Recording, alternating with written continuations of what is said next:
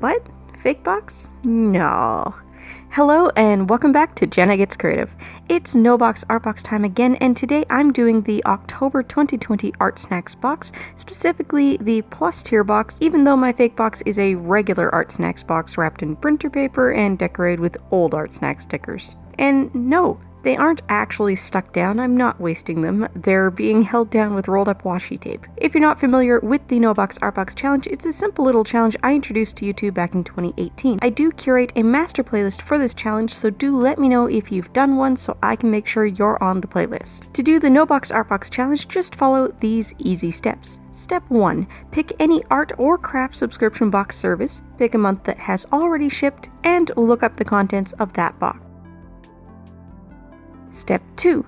Match the contents of the box as close as possible using items you already own. Exact matches are fine as long as you're not replicating a box you actually got before and that box is the only reason you now have that exact item. In that case, match with the next closest thing you've got. Step 3. Make art using just the items you matched, and if the original box had a challenge theme or prompt, try to stick to it. Only add missing essentials such as a pencil or paper. You'll notice in this particular case the box didn't send a pencil, so of course I did have to sketch with something not on the list. If you do the No Box Art Box challenge and decide to share your art anywhere on the internet, use the hashtag NoBoxArtBox, all one word, so we can all see it. Feel free to also drop links down below so I can see it, and if it's a video, add it to the playlist. It doesn't have to be the box I'm doing today, it can be any box. I do love seeing the same thing done differently though. As per usual, whenever I do subscription box videos, I'll have all the prices, costs, and savings numbers in the description box down below. In this case, Art Snacks is an American company, so MSRP and subscription costs are in US dollars, but I'll also have everything converted to Canadian dollars and Great British pounds as well.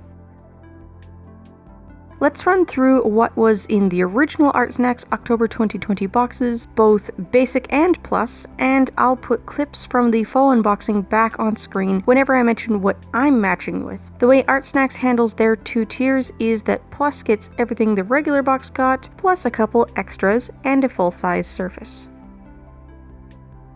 First up in the actual Art Snacks boxes this month was the Plumchester paint marker. You'll notice I'm holding up 3 markers, even though I just said that item name singular, and that's because Plus box customers got 3 markers instead of 1. These are typical pump markers filled with acrylic paint like Posca or Crink, and they have reversible nibs with rounded and chisel shapes on the 2 ends. Everyone got 1 random color, and Plus customers also got black and white. Plumchester is Art Snacks' own house brand, so there won't be any prices in the wild alternate numbers in the report down below. They retail for $8.99 US dollars each, and the Art Snacks shop is where you can find them. To match, I'm using my Pilot Pintor paint markers from a 2019 Scrawler box. I happen to have a black and a white in this brand, and I'll also be using a teal. The second item everyone got is a Sennelier ink brush, once again in a random color. These are watercolor ink in a squeeze brush pen similar to a water brush pen for watercolor work. These retail for $7.95 US, and I really want to try them for real because I love watercolor and Sennelier is an excellent brand. Since I sadly don't currently have the Sennelier brushes, I'll be using one of my Spectrum Noir aqua brush pens, which are pretty much the same thing. This one is in the shade Champagne Pink and came from my 2018 Sketchbox. The third item everyone got is a Winsor Newton fineliner in a random nib size. These are standard water-resistant black pigment ink fineliners and they retail for $2.99 US. I happen to own exactly 1 Winsor Newton brand fineliner from a 2019 Scrawler box, so that's what I'll be using. Mine is in the size 08. Next up, everyone got an 11ml bottle of Royal Talens Indian ink in black. These retail for $4.95 US. I don't have that brand, but I do have Dr. P.H. Martin's Bombay India ink in black, so there we go, that'll do. The final item everyone got was a Speedball standard pen nib holder and number 512 pen nib. Together these retail for $3.30 US, and of course you can get countless other nibs that will fit in this nib holder. I'll be using my unbranded feathered nib holder and a nib that looks like a pretty good match for the Speedball number 512. Warning, I'm terrible with dip pens. Isn't my feathered nib holder awesome though?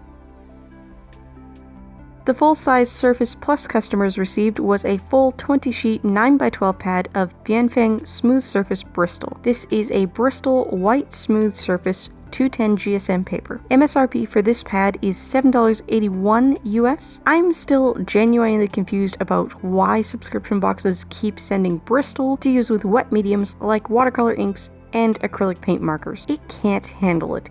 It gets all wrinkly and warped. Stop. Please stop. I don't own any Bianfeng brand papers, but I do have equivalent Bristol paper from Daler Rowney's Simply line. The pad is 9x12, but I'll be cutting the sheet down to 9x6 because I'm not planning on a huge complicated piece today.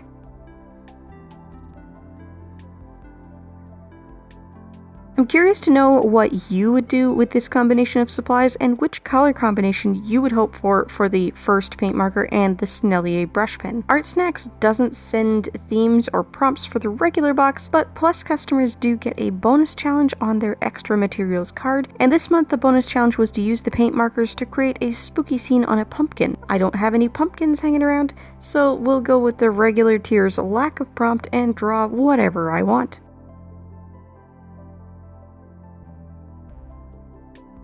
Once again, if you do this challenge, don't forget to share your art using the hashtag NoBoxArtBox, all one word. I'm freestyling the color placement on a toucan headshot portrait, and although I really hate using wet mediums on Bristol, as I mentioned, I think this piece turned out cute anyway. What do you think? Let me know in the comments down below.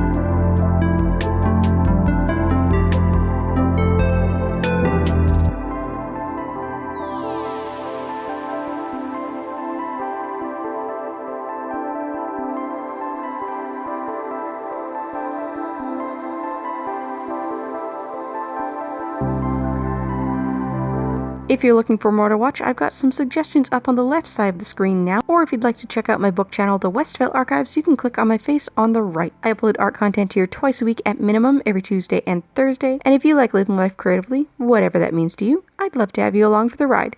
Bye guys!